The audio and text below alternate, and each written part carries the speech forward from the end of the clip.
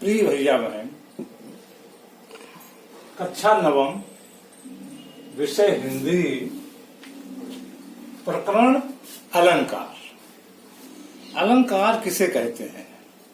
अलंकार का अर्थ है आभूषण, सुसज्जित करना, सुशोभित करना। इस प्रकार से किसी स्त्री को सुंदर दिखने के लिए आभूषण की आवश्यकता होती है, गहनों की आवश्यकता होती है। उसी प्रकार से काव्य को सुशोभित करने के लिए अलंकार की आवश्यकता होती है। तो अलंकार जो है, अलंकार के दो भेद होते हैं। नंबर एक, शब्दालंकार या शब्द अलंकार। नंबर दो, अर्थालंकार या अर्थ अलंकार। अब शब्द अलंकार किसे कहते हैं? शब्द अलंकार उसे कहते हैं जिस अलंकार में शब्द या वर्णों के माध्यम से काव्य में सौंदर्य बढ़ता है, उसे शब्द अलंकार कहते हैं। अर्थ अलंकार किसे कहते हैं? जिसमें अर्थ के आधार पर काव्य में सौंदर्य बढ़ता है, उसे अर्थ अलंकार कहते हैं। भैया बहनों, नवम आपके कोर्स में शब्द अलंकार है, शब्द अलंकार है। तो शब्द अलंकार के तीन भेद होते हैं। अनुप्रास, यमक, श्लेष। ये तीन अलंकार आपके कोर्स में है। तो सबसे पहले हम लोग अनुप्रास अलंकार के बारे में जानकारी प्राप्त करेंगे।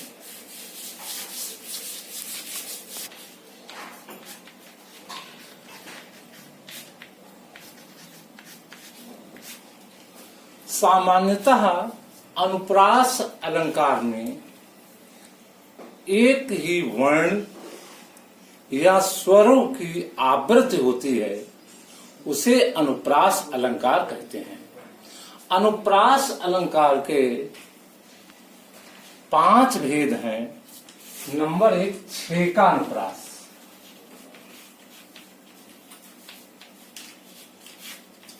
छेकानुप्रास। छेकानुप्रास की परिभाषा है कि जहां पर एक वर्ण की आवृत्ति एक बार ही होती है। आवृत्ति माने बार बार आना, तो एक बार ही आता है, वहां पर छेकानुप्रास अलंकार होता है। जैसे कहत कत परदेसी की बात, कहत कत परदेशी की बात, की बात। तो यहां पर का शब्द की आवृत्ति केवल एक बार आई है, का वर्ण एक बार आया है, इसलिए छेकानुप्रास है। दूसरा उदाहरण है हरिपद कोमल कमल से।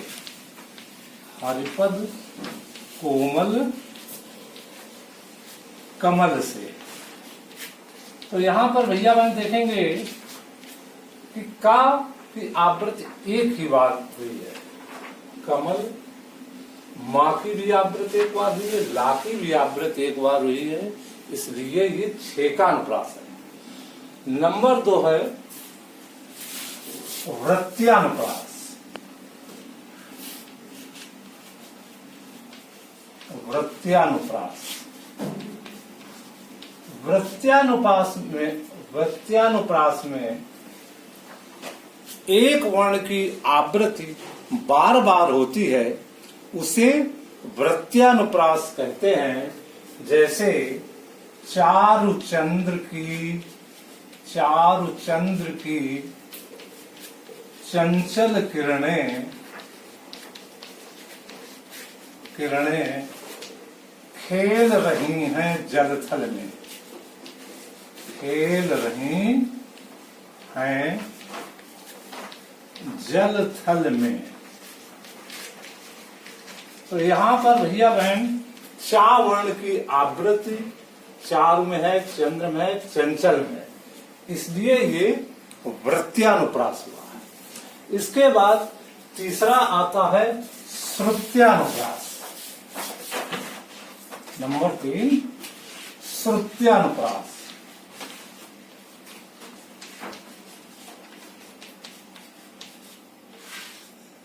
श्रुत्यानुप्रास में हमारे जो मुख के अंदर उच्चारण स्थान है, तालु है, दांत है, आज मुख के कई भागों में जो उच्चारण करने में वही वर्ण बार बार अगर आता है तो श्रुत्यानुप्रास कहते हैं। उदाहरण है कहत, नटत, रीझत, खिजत,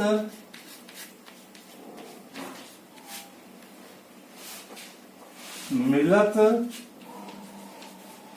खिलत, लजियात।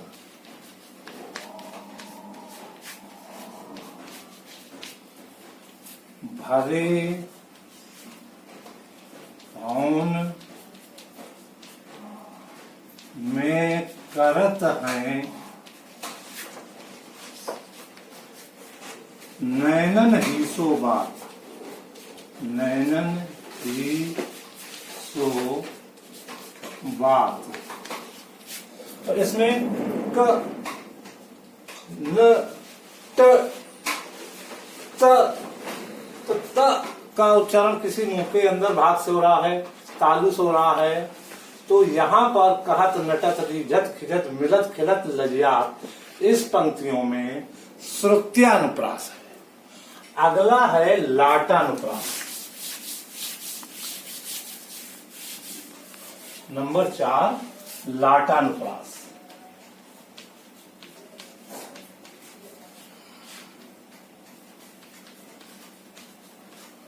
लाटानुप्रास, इस अलंकार में एक ही शब्द कई बार आता है और कहीं अच्छे के लिए हो जाता है, कहीं बुरे के लिए हो जाता है। जैसे उदाहरण है पूत, कपूत, पूत कपूत, तो क्यों धन संचय, संचय, पूत कपूत, पूत सपूत, तो क्यों धन संचय, क्यों धन संचय। अर्थात कुपुत्र है उसके लिए भी धन संचना, धन इकट्ठा करना व्यर्थ है, और सपूत है तो उसके लिए भी धन इकट्ठा करना व्यर्थ है। तो ये आपका लाटानुप्रास हो गया। अगला है अंत्यानुप्रास।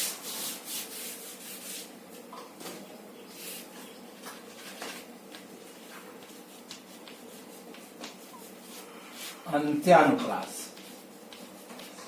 अंत्यानुप्रास अलंकार में जो अंतिम वर्ण हो या अंतिम स्वर हो, तो उनकी जब समानता मिलती है, एक जैसे होते हैं, तो वहां पर अंत्यानुप्रास होता है। जैसे अंत्यानुप्रास नाम है, अंतिम वर्ण या स्वर समान हो। जैसे मेरे तो गिरधर गोपाल, दूसरो न कोई, दूसरो न कोई, जाके सिर मोर मुकुट, मुकुट मेरो पति सोई, मेरो पति सोई, मीराबाई के पद की पंक्तियां हैं। तो अंत में स्वर ई आ रहा है, कोई और सोई में अंतिम स्वर है ई, इसलिए ये अंत्यानुप्रास है। लिखने में चूक हो गई है,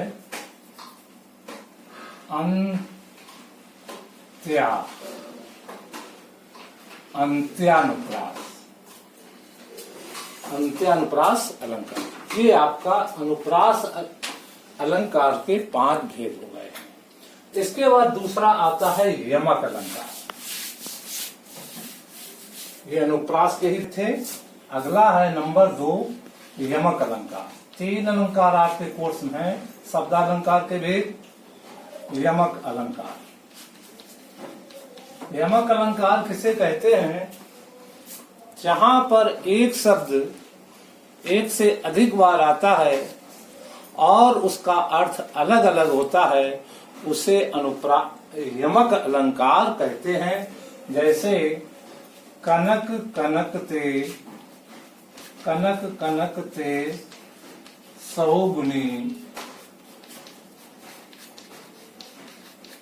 मादकता अधिकाय, मादकता अधिकाय,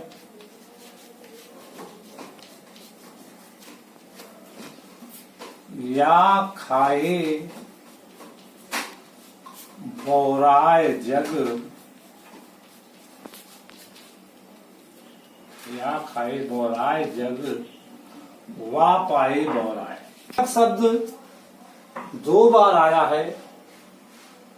एक कनक माने धतूरा, या खाए बौराय, मतलब धतूरा को खाने से व्यक्ति पागल हो जाता है। और कनक माने सोना, और सोना अधिक अगर पा लिया तब भी वो मनमस्त पागल हो जाता है। तो इसलिए यहाँ पर यमक अलंकार है। नंबर 3 आता है आपका श्लेष अलंकार। श्लेष अलंकार किसे कहते हैं? जहां पर एक शब्द एक ही बार आता है लेकिन उसके अर्थ भिन्न भिन्न होते हैं, भिन्न भिन्न स्थितियों में हो जाते हैं, वहां श्लेष अलंकार होता है। उदाहरण चिंता करत,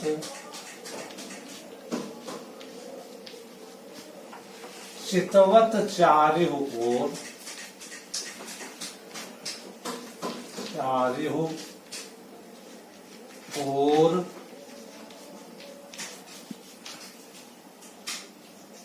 सुबरन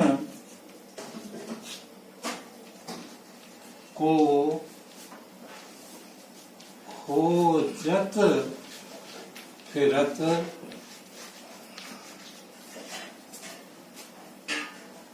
कवि व्यभिचारी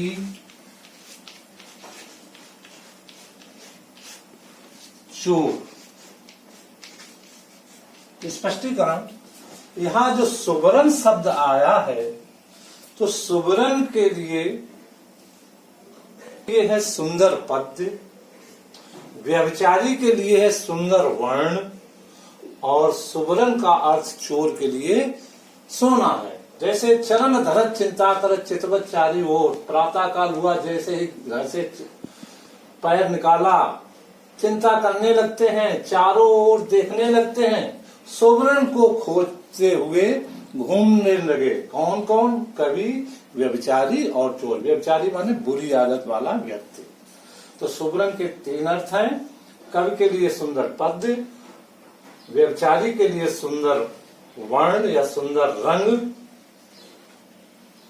और सुबरन का अर्थ चोर के लिए है सोना। धन्यवाद। आप